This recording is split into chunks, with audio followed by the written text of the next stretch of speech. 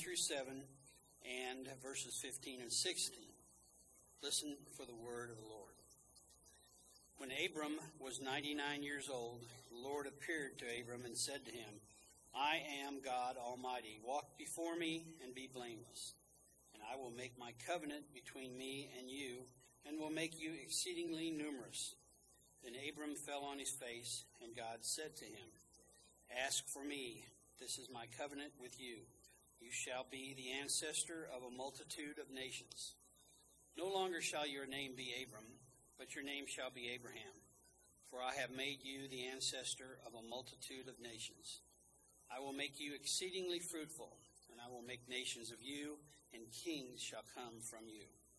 I will establish my covenant between me and you, and your offspring after you throughout their generations, for an everlasting covenant, to be God to you and to your offspring after you.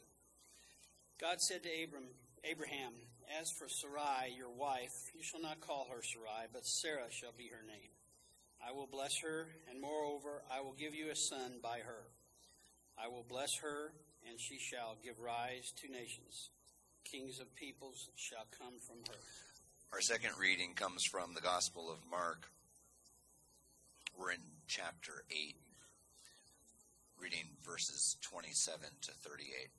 Listen for the word of the Lord to you. Jesus went on with his disciples to the villages of Caesarea Philippi.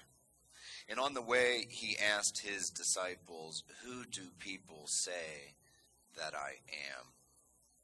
And they answered him, John the Baptist, and others Elijah, and still others one of the prophets. He asked them, But who do you say that I am?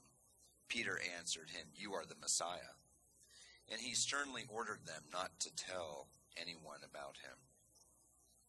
Then he began to teach them that the Son of Man must undergo great suffering and be rejected by the elders, the chief priests, and the scribes, and be killed, and after 3 days rise again.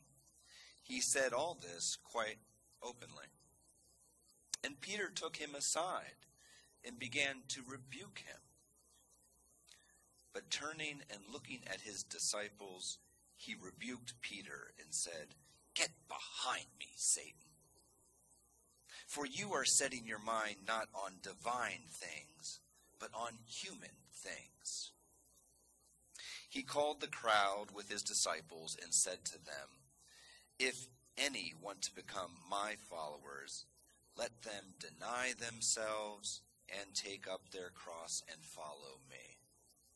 For those who want to save their life will lose it, and those who lose their life for my sake and for the sake of the gospel will save it. For what will it profit them to gain the whole world and forfeit their life? Indeed, what can they give in return for their life? Those who are ashamed of me and of my words in this adulterous and sinful generation, of them the Son of Man will also be ashamed when he comes in the glory of his Father and the holy angels. This has been the word of the Lord.